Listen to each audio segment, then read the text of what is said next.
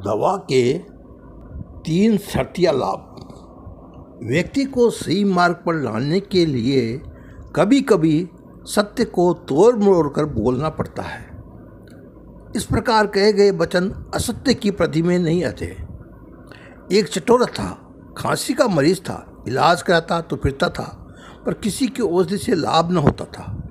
एक नए चिकित्सक की प्रशंसा सुनकर उनके पास गया और बोला, परहेज तो मुझसे न होगा, पर जो बताओ सो खाता रहूँगा। चिकित्सक हंसोड़ा था। उसने कहा, जो जी में आए खाओ और मेरी दवा आजमाओ, 3 लाभ शर्तियाँ मिलेंगे। चटोरे ने पूछा, 3 लाभ कौन से? उत्तर मिला, घर में चोर नहीं घुसेंगे, कुत्ते काटेंगे नहीं, बुढ़ापा आएगा नहीं, खांसी ठीक होने का वादा तो मैं नहीं कर सकता। दवा लेने लगा, लाभ नहीं हुआ। जीभ पर काबू न होने से वह कुछ भी खाता था।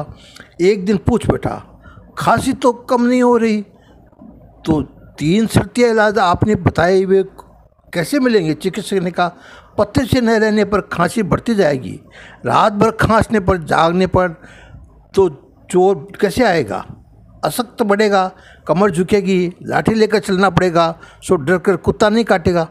तीसरे, जवानी में ही बेमौत मरना पड़ेगा, तो बुढ़ापा आने तक जीने की जरूरत ही नहीं पड़ेगी।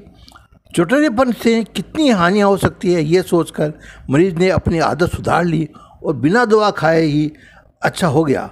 जो सत्य समर्थ चिकित्सक के मरीज को मनोभूमि के अनुकूल हंसी में दिया था, वह सत्य ही था। बाल को उचित ढंग से समझाना कभी कभी इस प्रकार अनिवार्य हो जाता है, इससे कम में व्यक्ति समझते ही नहीं हैं।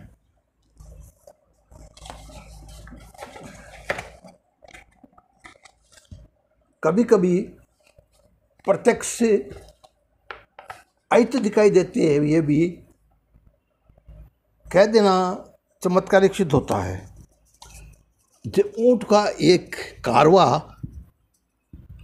बगदाद में जा रहा था। रास्ते में डाकुओं का एक गिरोह है, उससे सब इस कारवे के साथ सब सौदागरों की मुश्किलें बढ़ गई, बढ़ान दी और कुछ अवसर था सब लूट लिया। इस कारवा के साथ एक छोटा लड़का बगदाद पढ़ने के लिए जा रहा था। कपड़े उसके बिल्कुल गरीबों जैसे थे। डाकू ने उसे छोड़ दिया कि उसके पास क्या हो सकता है, तो भी एक लड़के ने उससे पूछा, ही बेटा लड़के तुम्हारे पास कुछ है क्या?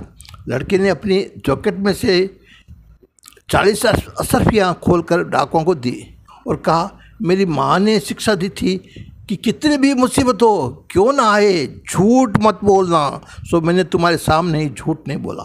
लड़के की सच्चाई का डाकुओं का बड़ा असर हुआ और उसने उसी दिन से डाका मारना बंद कर दिया और ऊँट मालों का माल लौटा दिया और भले आदमी की ज़िंदगी जीने लगे। ये एक शिक्षाप्रद कहानी है।